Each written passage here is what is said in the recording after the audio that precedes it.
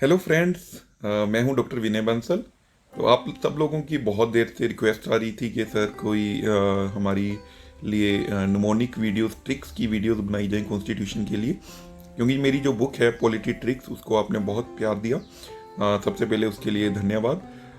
काफ़ी लोगों ने अमेज़ोन से उसको किंडल वर्जन को पढ़ा, काफ़ी लोगों ने पायरेटेड वर्जन, क्योंकि आजकल ऑलमोस्ट सभी टेलीग्राम ग्रुप्स में अवेलेबल है, क्योंकि वो छोटी बुक थी और इजीली उसका पायरेटेड वर्जन अवेलेबल था। तो काफ़ी लोगों ने पढ़ा और उसके एंड में एक मेरी ईमेल एड्रेस दिया हुआ था। काफ़ी लोगों ने मेरे को ईमेल की कि सर हमें और निमोनिक्स चाहिए और ट्रिक्स चाहिए कॉन्स्टिट्यूशन को याद रखने के लिए, क्योंकि हमारी वो जो बुक थी वो एक डिफरेंट काइंड की बुक थी। क्योंकि अक्सर लोग यूपीएससी हो, स्टेट सिविल सर्विस एग्ज़ाम हो या फिर एसएससी हो, सबके लिए लक्ष्मीकांत पढ़ती हैं या ल्यूसेंट पढ़ती हैं, अरिहंत पढ़ती हैं, बट उसमें बहुत कम ट्रिक्स दी होती हैं याद रखने के लिए। तो हमने एक अलग ढंग से वो बुक लिखी जिसमें आपको स्टोरीज के ढंग से और एक सिंपल कंपैरिजन के हिसाब से कॉन्स्टिट्यूशन को याद रखने के तरीके बताए गए थे। क्योंकि कॉन्स्टिट्यूशन जो है ना, बहुत अच्छी चीज़ है, बहुत ही उम्दा कॉन्स्टिट्यूशन है, बहुत ही अच्छा कॉन्स्टिट्यूशन है इंडिया का, और बहुत ही ऑर्गेनाइज्ड वे से ये लिखा गया है। अगर आप एक ऑर्गेनाइज्ड वे से चलेंगे तो आपको बहुत ईजी रहेगा कॉन्स्टिट्यूशन को याद रखना और आप इंजॉय करोगे इसको। तो लक्ष्मीकांत नो डाउट बहुत अच्छी बुक है, बट उसमें कहीं ना कहीं वो ऑर्गेनाइजेशन मिसिंग है। तो हम कोशिश करेंगे कि ये हमारी वीडियो सप्लीमेंट करें आपकी पढ़ाई को और आप जल्दी से जल्दी सक्सेसफुल हों अपनी जो भी एग्ज़ाम की आप तैयारी कर रहे हैं उसमें। और अदरवाइज एज अ सिटीज़न भी अगर आप ये वीडियो सुन रहे हैं तो हम चाहेंगे कि इन वीडियोस के माध्यम से आपको इंडियन कॉन्स्टिट्यूशन, जो इंडिया का संविधान है, उसके बारे में सब पूरी इंफॉर्मेशन मिले।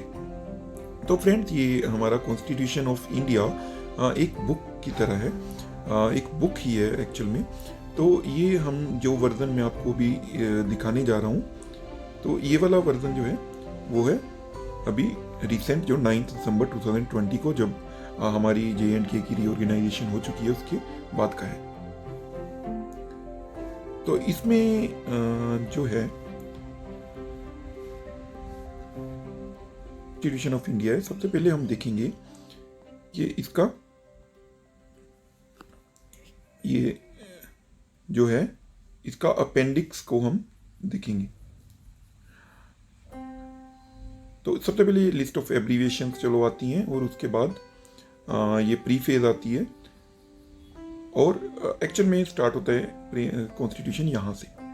तो सबसे पहले हमें देखना होगा कि ये मोटे मोटे इसके क्या पॉइंट्स हैं, कैसे कॉन्स्टिट्यूशन बना हुआ है। क्योंकि मोस्टली हम लोग पॉलिटी की बुक्स पढ़ते रहते हैं, but constitution as a bare act हम बहुत कम देखते हैं। देखिए, ये जैसे एक बुक होती है उसकी ये इंडेक्स बना होता है, ये इसकी इंडेक्स है कॉन्स्टिट्यूशन की। इसमें आप देखोगे कि जो प्रियम्बल है वो सबसे ऊपर लिखा हुआ है, और यहाँ से फिर पार्ट 1 पार्ट 2 ऐसे करके स्टार्ट होते हैं, और फिर इधर से ये आर्टिकल्स हैं जो नंबर वाइज 1 2 3 4 5 ऐसे चलते जाते हैं। देखिए, अगर हमने सिंपल एक बुक के साथ हम इसको कंपैरिजन करें कॉन्स्टिट्यूशन को, तो ये जो इसके पार्ट्स हैं ये सॉर्ट ऑफ चैप्टर्स हैं, और ये जो आर्टिकल्स हैं ये सॉर्ट ऑफ पैराग्राफ्स हैं, पैरास हैं। तो इसमें पैराग्राफ को हर एक को नंबर दिया गया है, जैसे 1 से स्टार्ट करते हैं, 2 3 4, और जब चैप्टर चेंज होता है तो वो आर्टिकल का नंबर वैसे ही कंटिन्यू रहता है। अगर पार्ट 2 आया तो उसमें ये आर्टिकल नंबर 1 से स्टार्ट नहीं हुआ, आर्टिकल नंबर 5 से स्टार्ट हुआ, क्योंकि पिछले 4 आर्टिकल पार्ट 1 में कवर हो चुके थे। इस ढंग से ये चैप्टर्स जिसको हम पार्ट्स बोलते हैं, और उसके बाद आर्टिकल्स जो पैराग्राफ्स होते हैं जिसको हम आर्टिकल्स बोलते हैं। और प्रियम्बल जो है इनसे चैप्टर से पहले, इसका कोई चैप्टर नंबर कोई आर्टिकल नंबर नहीं है, इसीलिए क्वेश्चन अक्सर पूछा जाता है MCQs में भी और इवन रिटन में कि क्या प्रियम्बल कॉन्स्टिट्यूशन का पार्ट है या नहीं है। तो प्रियम्बल एक्चुअल में कॉन्स्टिट्यूशन का पार्ट है, और ये इसमें नंबरिंग नहीं दी हुई, बट ये इंट्रोड्यूस करता है कॉन्स्टिट्यूशन को। तो इस ढंग से हमें इसको एक्सप्लेन करना होता है कि ये कॉन्स्टिट्यूशन की एक तरह से सोल है, ये सब बताता है कि कॉन्स्टिट्यूशन क्या होगा। तो इसको याद रखने के लिए हमने उस बुक में निमोनिक भी डिस्कस किया है, जो है सुमेध सिंह सैनी, जो एक डॉक्टर हैं और वो जलेबी खाने के शौकीन हैं। तो इसके माध्यम से हमने ये सारी जो प्रियम्बल थी इसको याद किया था। इसके बाद हमने आर्टिकल्स भी जो उस बुक में 1 से लेके 51 तक आर्टिकल्स कवर किए हैं, मतलब पार्ट 1, पार्ट 2, पार्ट 3 जो फंडामेंटल राइट्स का पार्ट है, हर एक एग्जाम के लिए बहुत इंपॉर्टेंट है, बहुत ज़्यादा इंपॉर्टेंट है। हमने हर एक आर्टिकल को, कि आर्टिकल 12 को कैसे याद रखना है, 13, 14, 15, 16 सबको कैसे याद रखना है, ये आपको बताया था। अगर आपने वो बुक अभी नहीं पढ़ी है तो आप इजीली अमेज़ोन से या फिर टेलीग्राम ग्रुप से वो लेके पढ़ सकते हो। बड़ी छोटी सी बुक है और काफ़ी आपके लिए बेनिफिशियल रहेगी, क्योंकि आपको सारे आर्टिकल्स जो है टिल 51A उसमें दिए गए हैं। और पार्ट जो मिसिंग है वो डेफिनेटली हम जो ये जो वीडियोस बना रहे हैं इसमें हम सभी आर्टिकल्स जो इंपॉर्टेंट अभी रह गए थे उनको भी कवर करेंगे। तो यहाँ तक 51A तक वो सभी आर्टिकल्स को कैसे याद रखना है, वो जो बुक है हमारी पॉलिटी ट्रिक्स, उसमें हमने ये सब डिस्कस किया हुआ है और दोबारा भी हम इन वीडियोस के माध्यम से उसको डिस्कस करते रहेंगे। तो हमारे जो निमोनिक्स हैं वो थोड़े अलग रहते हैं, थोड़े स्टोरी बेस्ड रहते हैं, ताकि आपको इंटरेस्ट बना रहे और आपको कोई वो लंबे टाइम तक आपको वो याद रहे। तो ये इसके बाद हम अभी बात करेंगे पार्ट 5 की, जो कि यूनियन है। और हमने एक उस बुक में एक स्टोरी की बात की थी। हमने कंपैरिजन किया था कि जो हमारा कॉन्स्टिट्यूशन है वो उसी तरह से जैसे आप स्कूल के बच्चों को बोल दिया जाए कि वो आज से स्कूल अपने आप चलाएंगे, तो उसी ढंग से एक तरह से हमें जब स्ट्रगल मिली तो हम एक स्कूल के बच्चों की तरह थे। हमने कभी गवर्नमेंट चलाई नहीं थी, बट हमारे जो संविधान निर्माता थे डॉक्टर भीमराव अंबेडकर थे और सारी कॉन्स्टिट्यूशनल असेंबली थी, उन्होंने बहुत ही अच्छा काम किया और इतना अच्छा कॉन्स्टिट्यूशन बनाया कि वो आज भी हम one of the best constitution है पूरे वर्ल्ड में। तो वो कॉन्स्टिट्यूशन कैसे बना, कैसे उसके चैप्टर्स हैं, कैसे उसके पार्ट्स हैं, आर्टिकल्स हैं, शेड्यूल्स हैं, वो बहुत ही अच्छा है और बहुत इंटरेस्टिंग है अगर आप ऑर्गेनाइज्ड वे से उसको पढ़ते हैं। तो ये पार्ट 5, पार्ट 6 स्टेट्स के बारे में आ जाता है। पार्ट 7 का जो ज़्यादातर पार्ट है वो ख़त्म हो चुका है। पार्ट 8 जो यूनियन टेरिटरी से डील करता है। पार्ट 9 और पार्ट 10 म्यूनसिपैलिटी एंड हमारा आगे पंचायत से डील करते हैं। इस तरह से हम चलते जाते हैं और ये पार्ट्स जो हैं वो ख़त्म होते हैं, तो बाद में हमारा एंड में आते हैं शेड्यूल्स। तो शेड्यूल्स को याद करने के लिए भी आपको ऑलरेडी हमारी जो है ऑलरेडी बुक में बात की गई है, हम दोबारा से भी बात करेंगे। तो उसके बाद फिर डिटेल स्टार्ट हो जाती है कॉन्स्टिट्यूशन की। तो ये सभी चीज़ें जो हैं हम अपनी जो आने वाली वीडियोज़ हैं उसमें डिस्कस करेंगे आपके साथ। तो इस ढंग से ये कॉन्स्टिट्यूशन चलता है। आपको ब्रॉड आउटलाइन समझ आ गई होगी कि कैसे ये कॉन्स्टिट्यूशन हमारा लिखा गया है और कैसे हम इसको याद रख सकते हैं। तो पहले मैं आपको सबसे पहले हम प्रियम्बल की तरफ चलते हैं। तो ये देखिए, ये सभी आर्टिकल्स लिखे गए हैं जो, तो इनके पहले आएगी हमारी प्रियम्बल। ये देखिए, ये प्रियम्बल है, ये बहुत छोटी सी है बट बहुत इंपॉर्टेंट है। ये देखिए, तो इसमें ये स्टार्ट होती है we the people of India. अक्सर इससे भी क्वेश्चन पूछे जाती हैं। इसका मतलब ये है कि लोगों ने खुद अपने लिए संविधान बनाया है, क्योंकि इनमें इंडिया को कॉन्स्टिट्यूट किया गया sovereign, socialist, secular, democratic, Republic. इसको इसी सीक्वेंस में याद रखना इंपॉर्टेंट है, क्योंकि अगर आप मेंस में कहीं पे लिख रहे हो या इवन एमसीक्यूज में भी सीधा क्वेश्चन पूछा जाता है इनके सीक्वेंस के बारे में। तो हमने यही किया था कि ये जो है रिवर्स अल्फ़ाबेटिक ऑर्डर में है, क्योंकि अगर अल्फ़ा जो पहले 3 एस हैं, अगर आप देखिए डिक्शनरी में सेकुलर पहले आएगा, सोशलिस्ट दूसरे नंबर पे आएगा और सोवेरियन तीसरे नंबर पे आएगा। बट यहाँ पे जब हमारे प्रियम्बल में लिखे गए हैं तो ये रिवर्स अल्फ़ाबेटिक ऑर्डर में है, पहले 3, उसके बाद डेमोक्रेटिक, रिपब्लिक। जैसे हमने इसका नुमोनिक सुमेध सिंह सैनी याद किया था, वो भी रिवर्स ऑर्डर में है नाम, रिवर्स अल्फ़ाबेटिक ऑर्डर में। और वो अपने आप को डॉक्टर डॉक्टर बोलते थे। डी से डेमोक्रेटिक, आर से रिपब्लिक, और उनको जलेबी खाने का बहुत शौक था। जे से जस्टिस, एल से लिबर्टी, ई से इक्वलिटी, बी से है ब्रदरहुड, जिसके लिए वर्ड है यहाँ पे यूज़ किया गया फ्रेटर्निटी, क्योंकि ब्रदरहुड और फ्रेटर्निटी सेम बात होते हैं। और उसके बाद है इंटीग्रिटी। तो इंटीग्रिटी जो है, अभी इसमें 3 वर्ड्स जो हैं वो बाद में ऐड किए गए हैं। तो वो 3 वर्ड्स कौन से हैं? वो हैं सोशलिस्ट, सेकुलर एंड इंटीग्रिटी। ये 42nd कॉन्स्टिट्यूशनल अमेंडमेंट एक्ट के थ्रू ऐड किए गए हैं। ये जो है 1976 में अमेंडमेंट हुई थी। 2 अमेंडमेंट्स बहुत इंपॉर्टेंट है। 44th अमेंडमेंट जो 1978 में हुई थी और 42nd जो 1976 में हुई थी। अगर आपको कुछ कन्फ्यूज़न है, दोनों की ईयर्स में कन्फ्यूज़न हो जाती है, तो आप याद रखिए 4 + 2 = 6, 4 + 4 = 8। अदरवाइज भी 42nd जो है वो पहले हुई है, इसलिए 76 में हुई है। 44th उसके बाद, क्योंकि 44 बाद में आता है 42nd के, इसलिए ये 1978 में हुई है। तो ये वाली जो है हमने याद किया था कि सुमेध जब छोटा था तो जैसे सब बच्चों को वो पूरा नाम नहीं लेते, सरनेम नहीं लेते, तो उसको सुमेध सुमेध बोला जाता था। जब वो बड़ा हो गया तो उसका नाम सुमेध सिंह सैनी पड़ गया। पहले जब वो छोटा होता था तब वो जलेबी को जलेब जलेब बोलता था, जैसे छोटे बच्चे अच्छी तरह से नहीं बोल पाते। और फिर जब वो बड़ा हो गया तो आई उसमें ऐड हो गई जलेबी, तो मतलब इंटीग्रिटी बाद में ऐड हो गई। तो फ्रेंड्स, उसके बाद हमने बात की थी कि इसमें जो डेट लिखी गई है वो 1950 नहीं है। अक्सर लोग कंफ्यूज हो जाते हैं कि उसमें 26 जनवरी 1950 लिखी हुई है, बल्कि जो प्रियम्बल है वो 2 महीने पहले की है। इसमें डेट ये 26 नवंबर 1949 है जो इसमें डेट लिखी गई है। आपको आइडिया हो गया होगा कि हमारे जो निमोनिक्स हैं वो किस ढंग से हैं। इसी ढंग से हमने 1 से लेकर 51 तक आर्टिकल्स याद किए हुए हैं, और आज भी हम जो है बाकी के जो आर्टिकल्स हैं उनको स्टार्ट करेंगे।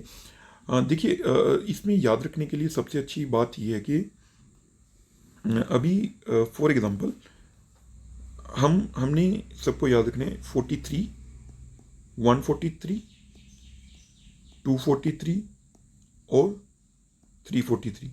तो अगर हमें ये सब आर्टिकल्स का पता चल जाए कि ये क्या है, ये क्या है, ये क्या है, तो हम इसके जो ऊपर नीचे वाले आर्टिकल्स हैं वो इन्हीं से रिलेटेड होते हैं। तो इस ढंग से हम ये एक निमोनिक डिस्कस करेंगे जिसमें ये चारों आर्टिकल्स को कैसे याद रखना है उसके बारे में हम देखेंगे, और उसके बाद फिर उसके जो ऊपर नीचे वाले आर्टिकल्स हैं वो उसी से रिलेटेड होंगे। फॉर एग्जाम्पल देखिए, हम दोबारा से इंडेक्स में वापस जाते हैं। तो 43 आर्टिकल जो हमारा directive principle of state policy में है, जिसको हमने ऑलरेडी अपनी बुक में कवर किया हुआ है, तो वो लिविंग वेजेस से रिलेटेड है। तो यहाँ पे आप देख सकते हो कि 43 जो है लिविंग वेजेस फॉर वर्कर्स से रिलेटेड है। इसी तरह से अगर हम 143 आर्टिकल पे जाएं, तो जब हम 143 आर्टिकल पे पहुँचते हैं तो ये है power of president to consult supreme court. मतलब यहाँ तक हम पार्ट 5 में पहुँच गए हैं, और ये पावर ऑफ प्रेसिडेंट है कि वो सुप्रीम कोर्ट को कंसल्ट कर सकते हैं किसी भी इशू पे जिस पे उनको लगता हो कि उनको सुप्रीम कोर्ट की एडवाइस चाहिए।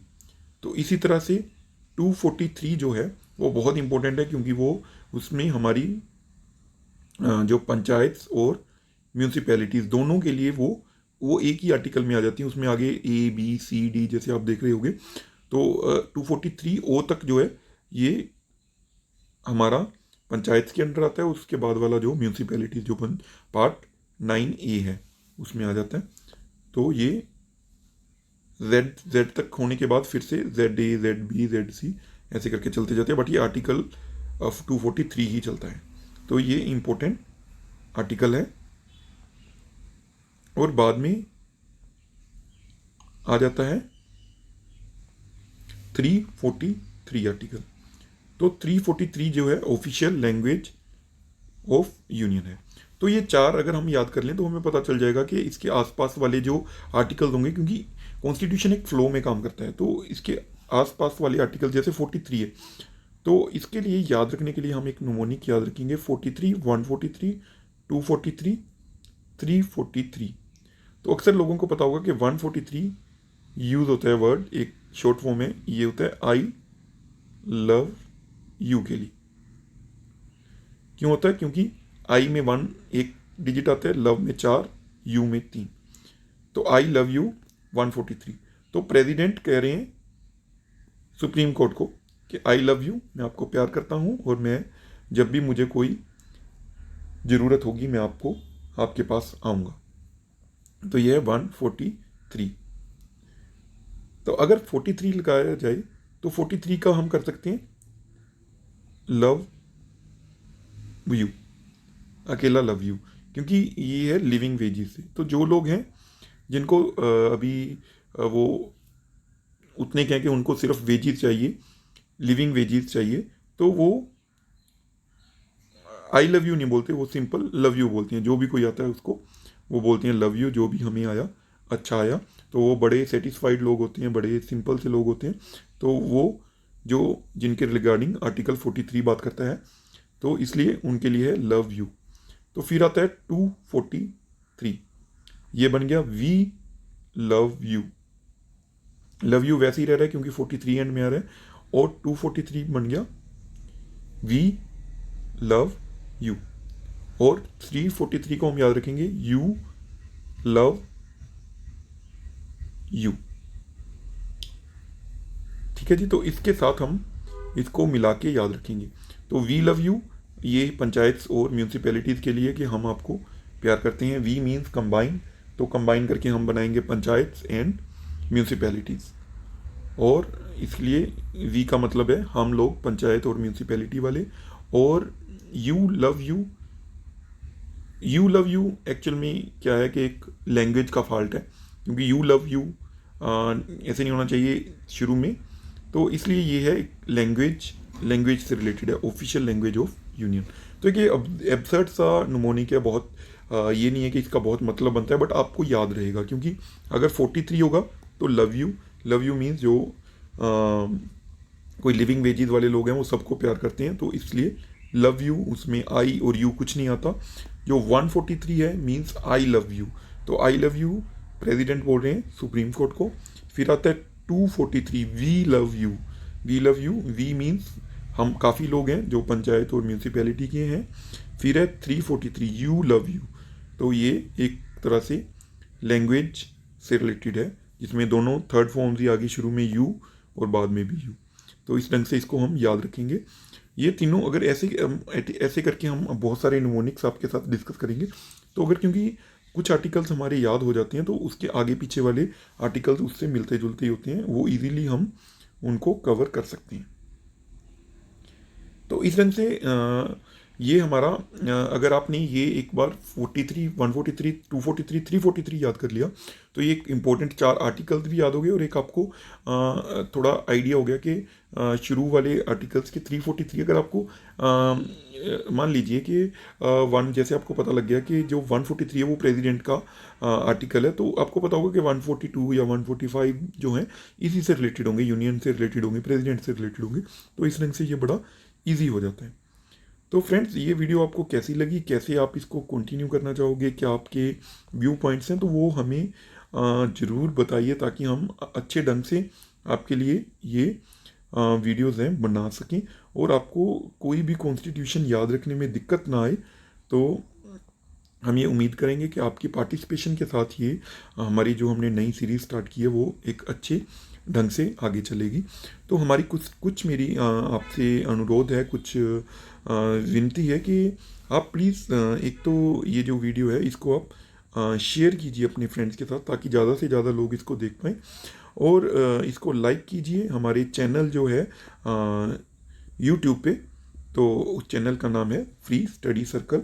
तो फ्री स्टडी सर्कल को सब्सक्राइब कर लीजिए, ये वीडियोस लगातार आती रहेंगी।